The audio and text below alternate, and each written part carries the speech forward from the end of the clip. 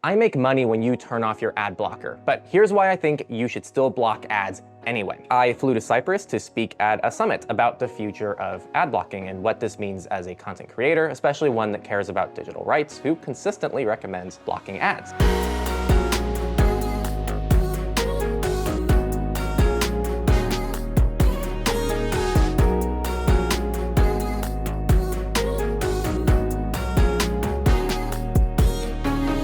There were some incredible speakers throughout the 2 days, including people from Brave, DuckDuckGo, and some really awesome researchers who are doing some cool things. I want to quickly cover the main 5 talks that really resonated the most with me that I wanted to share with you. First, this is something pretty critical that Andre talked about from AdGuard in his talk, which is the new URL filtering API that Apple's released in the new versions of iOS. The way a lot of these tools worked in the past is you set up the tools like AdGuard as a DNS or whatever you're using to filter out your traffic on an iOS device. But now there's a formal API that Apple is giving to developers that allows them to pretty much be able to distinguish what traffic is doing what and filter that very granularly. It's very cool. This means if you use any kind of filtering on an iOS or iPad device, you're going to get next level filtering technology. Maxim from DuckDuckGo gave some really good insight into how they're crowdsourcing the kind of data required to actually deal with cookie consent pop-ups. You guys know those stupid pop-ups that we all don't like, and it's just an excuse for companies to try to still track you around the internet. And a lot of extensions and browsers try to deal with this in different ways, and he pretty much talked about how they use an auto consent library, and it's used in the DuckDuckGo app as well as their extension, and it's also used by Ghostery. So if you use any of those tools, you're actually indirectly using this library that he was talking about. Their approach to this is to target 90% of websites, because that last 10% they call the long tail, because actually it's only a few thousand websites that make up the top 90%, and then everything else, not many people visit those sites. Something else I learned from that about general privacy regulation is that in California, actually, even though we have something that's considered somewhat equivalent to the GDPR, websites can actually still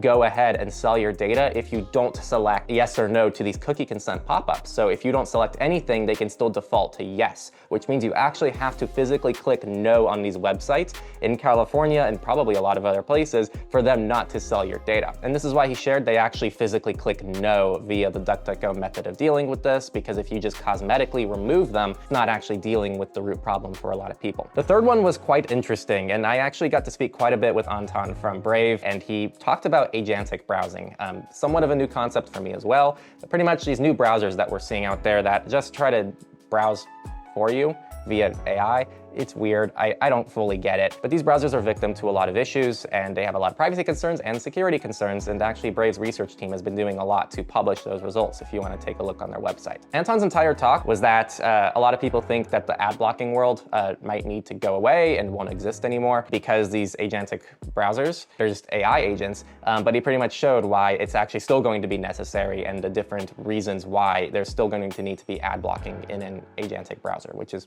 quite interesting. Segment 4 was from Saeed, and he talked about the issues with fingerprinting. His goal was actually to kind of go after the people who install a lot of extensions and try to do a lot to keep themselves more private. He pretty much demonstrated how there are several ways that he can essentially just start tracking users because they actually start eliminating so many privacy and security concerns on the internet. So yes, mindlessly combining privacy tools and not knowing what they're doing actually can make you less safe. It's very research heavy, and he talks a lot about how this works, and I thought it was very fascinating, and he gave a few things that you can do. One very easy pro tip, and something I didn't know, is actually if you ever use the Zap tool in uBlock Origin or the similar equivalent in something like Brave, that alone is something that makes it very easy to fingerprint users. The closer you can keep things to default, or the closer that your configuration matches lots of other people's configuration, the better you are. And so I think using things like Brave out of the box, Mullvad browser out of the box, Tor browser out of the box, etc., are probably going to be some of the best things you can do. Or if you use something like Firefox, just keep your extensions to a minimum. Don't crazy customize things unless you know exactly what you're doing. I actually made a whole browser fingerprinting masterclass video that's a very big deep dive into this topic. I was concerned when Saeed was talking that something I said was very wrong, but I still think a lot of that is very true. And so I highly recommend giving that a listen. And in a similar vein, the fifth talk that really resonated with me was from Aniket, and pretty much this is a Android sideloading attack that was actually been utilized by companies like Meta and a lot of other big tech companies to collect data they shouldn't be collecting. It tracks users, and there's no obvious existence of this attack on iOS, which is really good news. iOS is a bit more locked down against these attacks. And also Brave was unaffected by this. He actually showed a chart of what was affected and not affected and how impacted they were.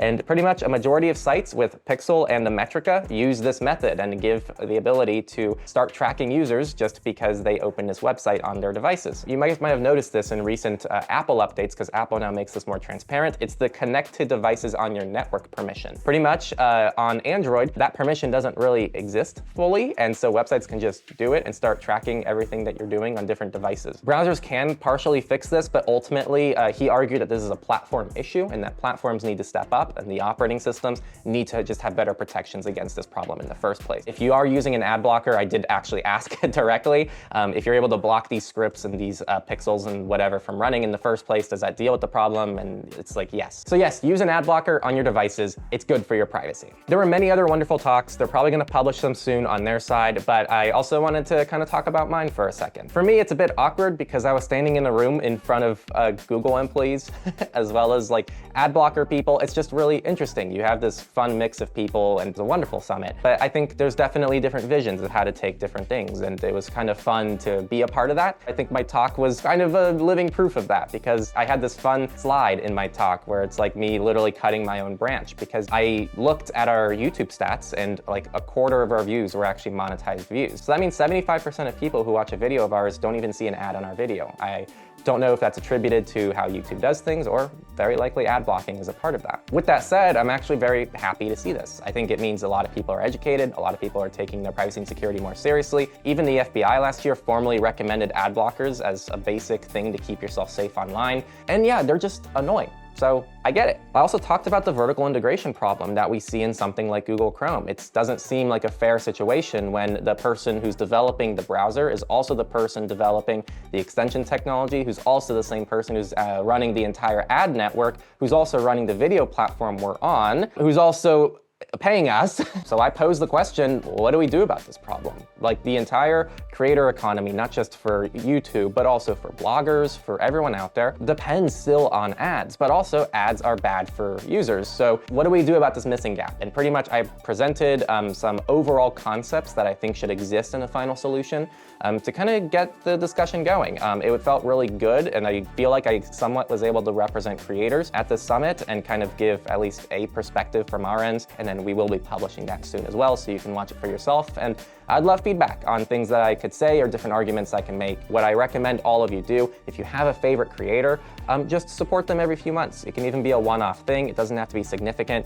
Just that alone actually is substantially more than what most creators are actually getting from their audiences right now. Not many people support their creators, so if you are ad blocking, just pick one favorite creator every few months and figure out a way to support them. Again, doesn't have to be us. If you like us, great, but there's many other great creators that I know a lot of you like, and pick your favorite one and support them somehow. Overall, the vibes were just really good. I prefer like more intimate conferences, and there were just some super smart people all in the room, and it was awesome to be around that kind of environment, and I learned so much from this, and it's given me a lot to think about. Of course, Cyprus was beautiful and the food was great, and we even bought cool things like AdGuard with Monero, which I didn't know you could do, so I could do some more testing because I've never used the desktop client. And yeah, these are the people who are building the tools that like we recommend, use, and a lot of you probably use or have used. It was just awesome to be around that. So thank you all for the experience, and I was just really happy to be there and to be a part of the experience. So what's next? Over the next few weeks, we're gonna get our talk up. I actually did individual interviews with people from AdGuard, from Brave,